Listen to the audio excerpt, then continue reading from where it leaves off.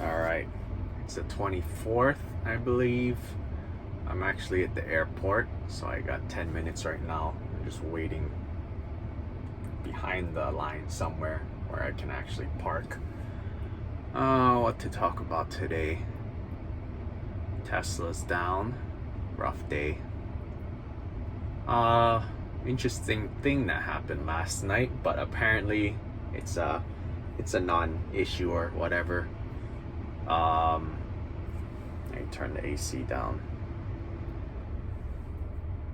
So I got followed by this Instagram top C underscore burner, and then I looked at no post, obviously blank profile and no followers, but it was following 100 something chef accounts, with a lot of them being former Top Chef people. So it got my hopes up that maybe they actually they saw my application, or actually my multiple applications to be on the show. I've applied for the only one that I got a call back from that I actually did like a Skype interview was for Hell's Kitchen, and that was when I was a line cook, maybe how many years ago? I was probably like 22, so 7 years.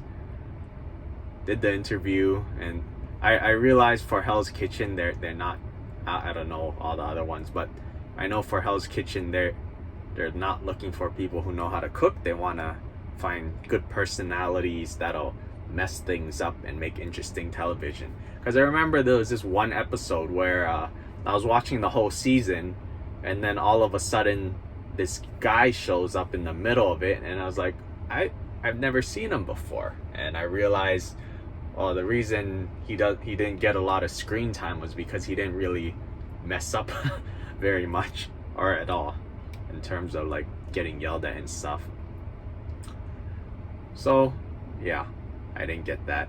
I tried applying for Chopped at least 5 times and Top Chef a couple times.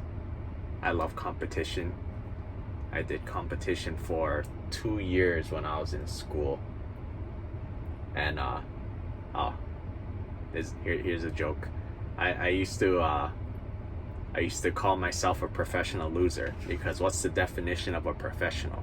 You get paid to do something, and I got paid via scholarships to lose. Well, I didn't get paid to lose, but when I was in school for like 4 years, I can every single time there was a competition, I always applied no matter what. No, even though I had no experience, I didn't know how to cook that type of food or whatever. No matter what, I always applied for it. And for the first 3 years, basically up until the last most important competition, I always got second or third place, and I got paid, obviously, so paid in scholarships. So that's why I was a professional loser. And funny thing is, actually, since I did so many competitions and I did volunteer work and all that, and my whole tuition was less than how much scholarships I got. So when I went to school, I actually made money, which is interesting. So I guess you can call it, I got a full ride to culinary school plus some extra money. But that's because I was never afraid of failing.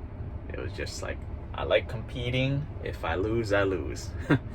But I remember my proudest moment in culinary school was so every 2 years the ACF comes down, and then there's a culinary salon where pretty much most of the culinary students, all of the pastry people, are forced to be in the competition. Well, it's not a competition, in the show, because they make their chocolate work or whatever, and then instead of just throwing it away, they put it up for display.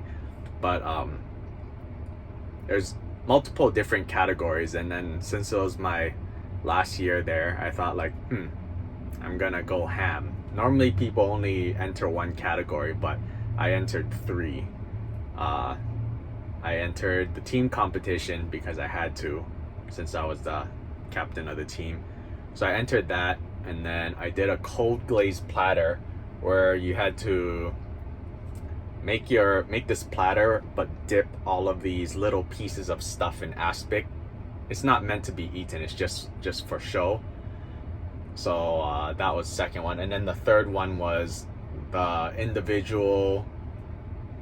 So you have like, I forget how long, like 60-70 minutes to produce 2 plates, and then the judges watch how you work, how clean you are, and then they judge the plate. Obviously you produce 2 plates, I think. But yeah, up until that, so let me start with I got gold in the team because the whole team got gold by default. They got gold, I got gold on my individual, and I got a bronze on the cold glazed platter. And the reason they said I got bronze was because they thought I cheated, because it looked like too much work for one person to produce. And let me tell you, I did it all myself. So the platter had to be on the table at 7 a.m. The day before, from 10 a.m. to maybe 4 p.m., 10 to 4, we're setting up our cart for the team competition.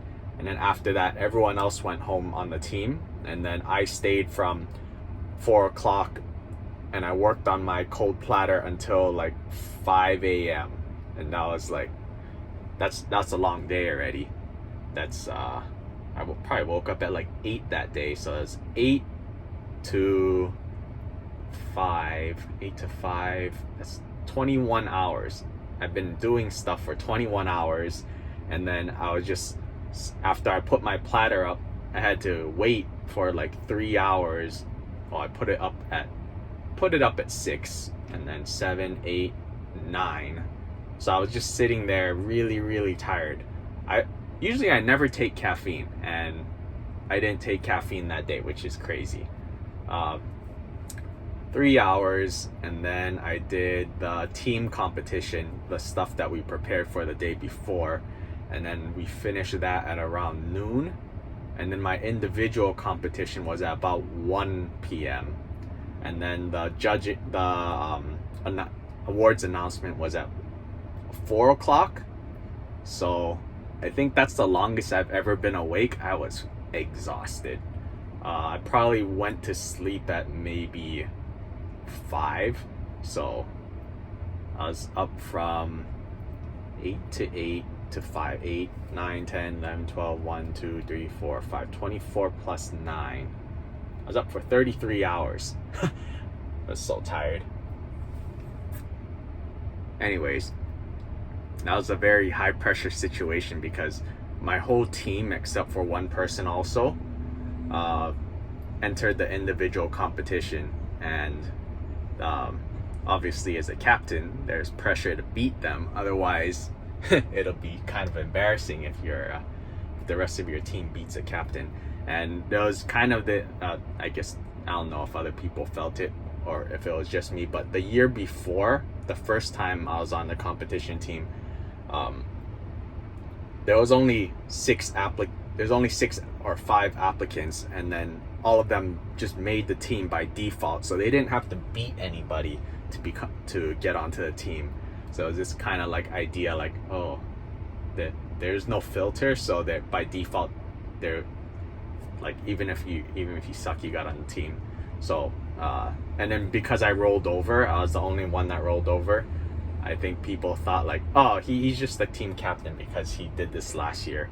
But yeah, I got first place overall for individual hot foods, and that was like my one like relief and proud moment. And the teacher actually told me I got like forget the score, but it was almost a perfect score out of 100. and he said he's never seen a score that high. And they're not supposed to tell you, but they did anyways. All right, 10 minutes.